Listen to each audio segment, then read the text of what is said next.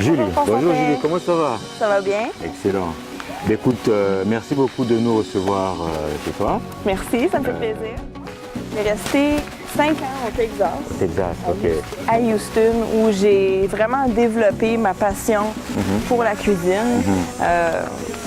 En fait, ça a débuté en arrivant là-bas. Bon, je pouvais pas trouver de travail parce que quand on immigre dans un pays, on doit attendre la paperasse et le tout. Donc, je me suis débrouillée et puis ce que j'ai fait des repas pour les hommes d'affaires qui travaillaient beaucoup d'heures. J'ai été une femme battante pendant ces années parce que j'ai travaillé sur la route du Texas, de la Louisiane, de l'Oklahoma. Et une belle expérience que j'ai vécue au Texas. En fait, elle n'était pas belle au départ, mais aujourd'hui, je regarde ça avec un grain de sel et puis c'était l'ouragan Ike. L'ouragan Ike, oui. ok. Les résultats de cette tempête ont fait que nous avons été environ 15 jours sans eau, sans électricité, sans ration, sans aucun magasin ouvert. Nous étions pris dans notre quartier. En fait, l'autoroute ressemblait un peu à la rivière ici qu'on voit. Donc, nous étions comme sur une île.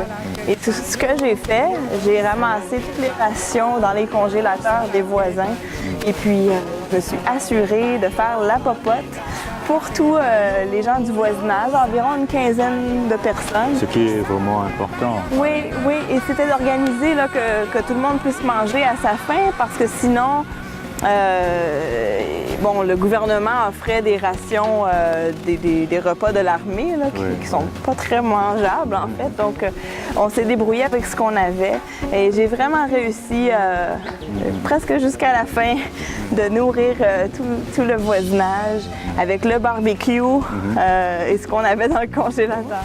En fait, l'ouragan Ike m'a vraiment permis de développer mon sens de l'organisation et puis aussi d'autres qualités telles que de la rapidité et aussi de vraiment me débrouiller. Je sais aussi qu'aux États-Unis, tu as eu beaucoup de distinctions quand même. Oui. Tu as eu beaucoup de prix dans les assurances. Oui, dans les assurances. Comme dans tout ce que je fais, moi, je me pousse à fond et j'essaie d'aller chercher le mieux de mes capacités. Et avec une compagnie qui s'appelle American National, j'ai vendu des assurances vie et des plans de retraite. Et je me suis nommée numéro 1 à Houston et numéro 8 dans tous les États-Unis, ce qui est quand même un bon record dans la première année avec eux.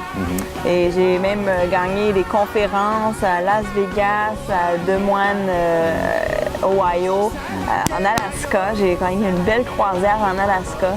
Et ce qui m'a fait réaliser que quand on se met à fond dans ce qu'on fait, c'est qu'on gagne beaucoup. Donc, pourquoi pas me mettre à fond dans ce que j'aime pour pouvoir gagner beaucoup aussi. C'est là.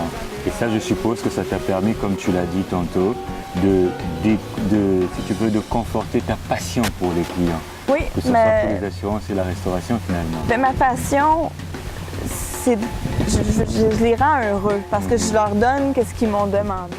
Alors, finalement, Julie, cette expérience états-unienne, ça a permis, si j'ai bien compris, de te forger. Oui, en fait, Constantin, comme on dit, les voyages forment la jeunesse, mais c'est bien vrai. Et puis, toutes les expériences qu'on peut aller chercher, soit ailleurs, soit ici, mais d'aller vraiment au-delà de nos petites habitudes, ça nous permet de se développer.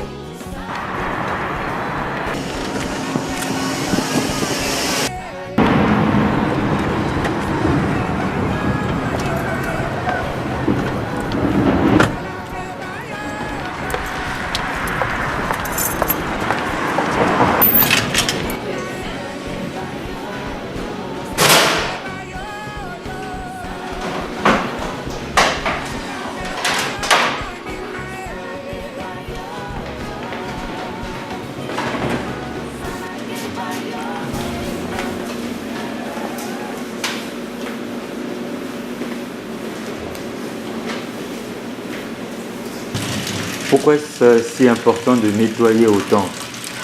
Mais il faut toujours nettoyer. On salit, on nettoie. On salit, on nettoie. Il faut toujours s'assurer de travailler sur une surface propre. En fait, il y a plusieurs bactéries qui peuvent se loger. Nous, on fait à manger pour des jeunes enfants, donc il faut faire très attention. Des fois, leur système immunitaire peut ne pas tolérer certaines bactéries. Donc, moi, je commence par rincer rapidement, faire un nettoyage. Et par la suite, il y a un assainissement qui se fait. C'est pour éliminer complètement les bactéries par la suite.